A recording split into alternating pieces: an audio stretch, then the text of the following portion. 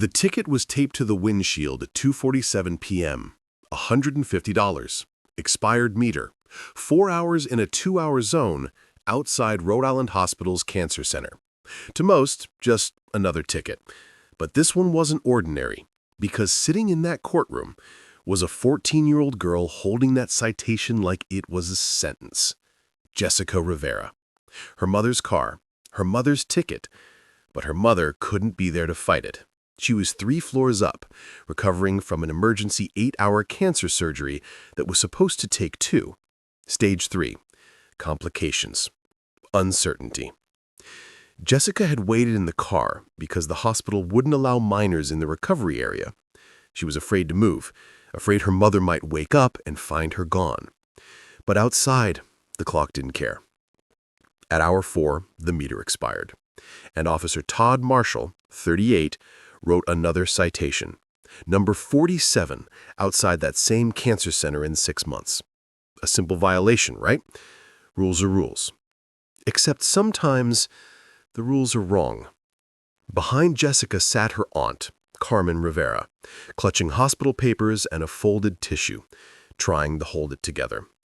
And across from them, Judge Frank Caprio, unaware that this small parking ticket would uncover something far bigger, a system where performance quotas turned hospital pain into city profit. But before all that, he needed to understand one thing: why a child was standing alone to defend her mother's name. He leans forward gently. "Miss Rivera," he says softly, "why is your mom not with you today?" Jessica's voice trembles. "She's still in recovery, Your Honor. The surgery took longer than they said." The courtroom falls silent. Even the officer lowers his eyes, because in that moment, this wasn't about 4 hours, or meters, or fines. It was about compassion, meeting policy head-on, and the question that would soon hang over the entire city of Providence: should justice stop at the edge of a hospital parking lot? If you've ever waited in a hospital hallway, if you've ever sat praying for someone you love to pull through, you understand what this story means. Because sometimes justice doesn't live in the fine print. It lives in the heartbeat behind it. And when Judge Frank Caprio looks at this young girl, he doesn't see a violation. He sees a world that forgot how to pause for mercy. Stay with us. Because what he does next will expose a truth that cities don't want you to know, and remind all of us why empathy still belongs in the courtroom. Before we begin, take 1 second. Subscribe to Case Closed, where every real story proves one thing: justice isn't just about law, it's about life. The morning docket was routine, until the clerk called the case that would change hospital parking enforcement across Rhode Island. Rivera Maria, citation 4782B, expired meter hospital zone. Jessica Rivera stood. She wore jeans and a hoodie that looked slept in. Dark circles under her eyes, hands trembling slightly as she held the yellow citation. She looked exhausted in the way only someone who spent weeks in hospital hallways can look. Aunt Carmen stood behind her, one hand on the folder, the other steadying her niece. Officer Marshall remained seated in the gallery, arms crossed. He'd written hundreds of these tickets. This was taking too long. Judge Frank Caprio looked up from the citation, and his expression shifted immediately. He saw the defendant's age before he read the name. "Good morning," he said gently. "Please have a seat." Jessica sat. Carmen remained standing behind her. Frank read the citation carefully. Vehicle registered to Maria Rivera, Toyota Camry, 2011. Location, Hospital Street. Metered zone outside Rhode Island Cancer Center. Date, October 14. Time issued, 2:47 p.m. Duration, 4 hours, 12 minutes. Fine, $150. He looked at Jessica. "This ticket is in your mother's name. The vehicle is registered to Maria Rivera. Why are you here instead of your mother?" Jessica's voice was quiet but steady. "My mom can't come, Your Honor. She's in the hospital. She has surgery." She's still there? I'm sorry to hear that. Frank's tone was kind. What kind of surgery? Cancer surgery. It was supposed to be 2 hours, but there were complications. It took 8 hours. I waited in the car because they said I couldn't wait in the surgical area by myself, and there was no room in the waiting area. She'd been too afraid to leave. Too afraid her mother would wake up asking for her and she wouldn't be there. Frank looked at the ticket again. Vehicle parked, 4 hours, 12 minutes, meter limit, 2 hours. He looked at the location, Cancer Center. He looked at Officer Marshall in the gallery. Officer Marshall, you issued this Citation. Todd stood. Yes, Your Honor. A vehicle was parked well beyond the meter limit, 4 hours in a 2-hour zone. That's a violation regardless of circumstances. Did you see anyone in the vehicle when you issued the citation? I saw a kid in the back seat. Looked like she was on her phone. Doesn't change the violation. You saw a child alone in a car for 4 hours outside a hospital and you wrote a ticket. Todd's tone became defensive. My job is to enforce parking regulations, not investigate why people overstay. If everyone had an excuse, meters would be meaningless. Frank set the citation down. Officer Marshall, how many tickets have you written in the hospital zone in the past 6 months? I don't keep count. I work my assigned zones. Bailiff Rodriguez, please pull Officer Marshall's citation records for the past 6 months. I want every ticket issued within 2 blocks of Rhode Island Hospital. A murmur rippled through the gallery. Someone whispered something about quotas. Officer Marshall's jaw tightened. 20 minutes passed. Jessica sat quietly, Carmen's hand still on her shoulder. Officer Marshall checked his phone twice. Frank reviewed other cases, but his focus kept returning to the yellow citation on his desk. Bailiff Rodriguez returned with the printed report. He read it in silence. His expression darkened with every page. Officer Marshall, in the past 6 months, you've written 127 parking citations in the hospital zone.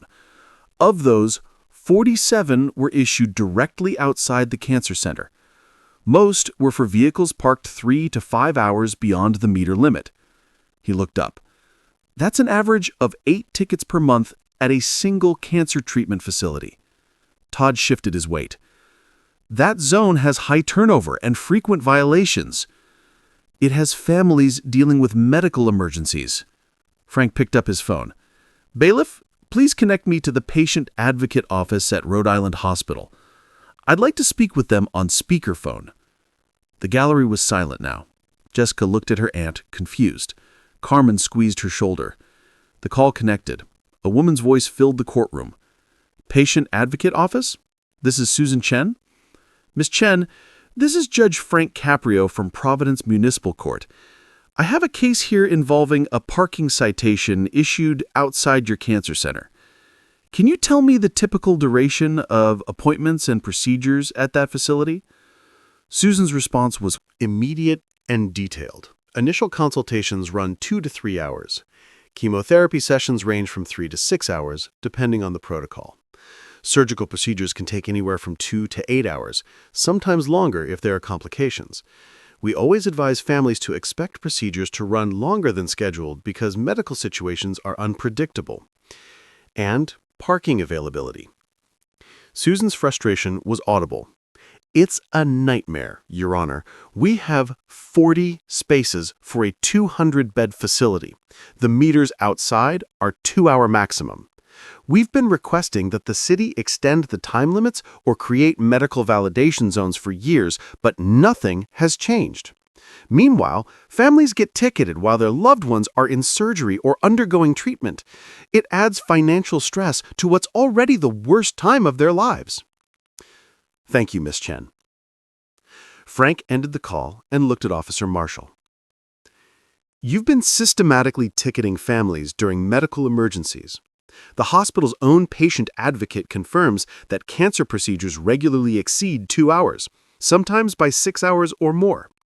You knew vehicles parked outside that facility likely belonged to families dealing with life-threatening situations. Did you ever check with the hospital before writing a ticket? That's not part of my protocol.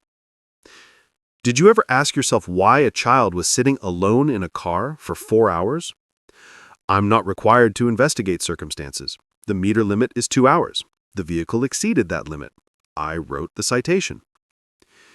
You wrote 47 of them at a cancer center. A voice from the gallery, quiet but clear. My husband had chemo there last month. I got a ticket. I was inside holding his hand while the drugs made him sick. I paid it. I didn't know I could fight. Another voice. My mother. Surgery. 6 hours. $150 ticket. I paid it. Frank raised his hand gently. I understand. Please, let's continue on the record.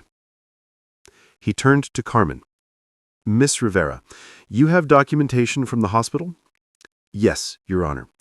Admission records, surgical reports, timeline of that day. Frank reviewed the documents. His expression grew colder with each page. October 14, 10:23 a.m. Maria Rivera admitted for emergency surgery. Tumor rupture, internal bleeding, life-threatening. 10:45 a.m. Jessica Rivera, age 14, informed she cannot remain in surgical ward. Minor, unaccompanied, liability restrictions, waiting room at capacity, advised to wait in vehicle or return later. 11 a.m. Surgery begins. Estimated duration, 2 Hours, 2:47 p.m. Citation issued by Officer T. Marshall. Vehicle parked 3 hours, 47 minutes. 3:15 p.m. Surgery continues. 7 p.m. Surgery ends. Maria Rivera, stable, critical condition. 7:30 p.m. Jessica Rivera permitted to see mother in recovery. Frank read the surgical notes aloud. Tumor rupture, emergency intervention, complications requiring extended procedure. 8 hours to save Maria Rivera's life while her 14-year-old daughter waited alone in a parking lot, too terrified to leave, too young to wait inside. And at 2:47 p.m., in the middle of that nightmare, a parking officer wrote a $150 ticket. Frank's voice was quiet, but every word carried weight. Officer Marshall, while this child's mother was on an operating table fighting for her life, while Jessica was alone in a car praying her mother would survive, you issued a citation. Is that correct? Todd's face flushed. I didn't know the situation. You didn't ask. You saw a child alone in a vehicle for hours outside a cancer facility, and instead of checking if she needed help, you wrote a ticket. Silence. Bailiff, please contact the Providence Parking Authority. I want to speak with the director. I want to know if officers work under quota or performance metrics, and whether Officer Marshall has been specifically assigned to hospital zones. Within an hour, Michael Foster, 52, director of the Providence Parking Authority, arrived looking uncomfortable. Director Foster, Frank began, does your department operate under quota system? Not quotas, Your Honor. Performance metrics. Officers are expected to issue a minimum number of citations per shift to justify operational costs. How many? 15 citations per 8-hour shift. And Officer Marshall? He consistently exceeds expectations. He averages 22 citations per shift by targeting hospital zones. The hospital zone has high citation potential due to meter violations. It has desperate families who can't leave their cars because their loved ones are in surgery. Frank pulled up the data. 47 tickets outside the cancer center alone. Average fine, $150. Total revenue, $7,050 from families dealing with cancer. How much of that revenue factors into Officer Marshall's performance evaluation? Officers receive annual reviews based on citation numbers. It affects their standing and eligibility for advancement. So, He's incentivized to write tickets regardless of circumstances, to target families during medical crisis because they can't move their vehicles, to ignore common sense because performance metrics matter more than compassion. Michael had no response. Frank's decision was immediate and unequivocal. This citation is dismissed. Jessica, you and your mother owe nothing. He looked at Director Foster. I am ordering a review of all 47 citations issued by Officer Marshall outside the Cancer Center in the past 6 months. Families who paid those fines are to be refunded in full. I am recommending, and I want this on the record, that the Parking Authority eliminate performance metrics tied to citation counts, create a medical validation program with Rhode Island Hospital, and require officers to consult with patient advocates before citing vehicles that appear parked beyond meter limits at medical facilities. He looked at Officer Marshall. You are suspended pending an internal investigation into whether you deliberately targeted vulnerable populations. He turned to Jessica, his voice softened. Jessica, I'm sorry you had to go through this while your mother was in surgery. You did nothing wrong. Your mother did nothing wrong. This system failed you, and that's on us, not you. Jessica's eyes filled with tears. Thank you, Your Honor. We couldn't afford the $150. Mom's medical bills are already over $60,000. I didn't know what to do. Carmen pulled her niece close. 3 weeks later, Officer Todd Marshall was terminated. The internal investigation found he had strategically targeted hospital zones because they generated high citation volumes with minimal effort. Cars parked beyond meter limits, drivers inside unable to feed meters, easy revenue. He'd known most vehicles belonged to families in crisis. He'd shown no discretion. In his termination interview, he showed no remorse. I enforce the rules as written. If the city wanted exceptions, they should have put them in writing. The other 46 families who'd received tickets outside the Cancer Center were contacted. All fines were refunded. Many had paid months earlier, unable to fight while caring for loved ones undergoing cancer treatment.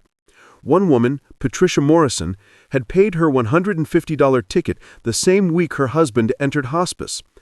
I didn't have the energy to fight. My husband had days to live. A parking ticket was just one more cruelty in a series of cruelties. She got her money back. Small comfort, but something.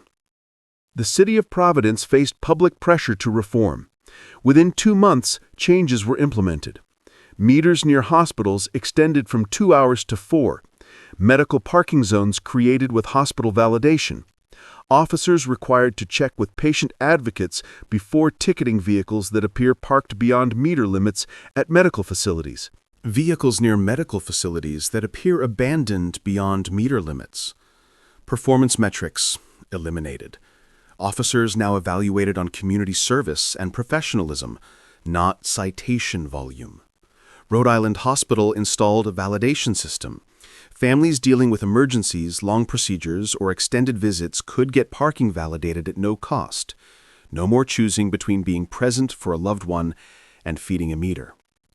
The changes came too late for Jessica and 46 other families, but they would protect thousands of future families from the same trauma.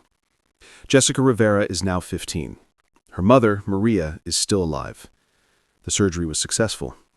She's in remission, fragile, but fighting. When I got that ticket, I wanted to cry, Jessica says. Now, Mom was in surgery. I didn't know if she'd survive. I was 14, alone, in a parking lot, terrified. And then there's a $150 ticket on the windshield.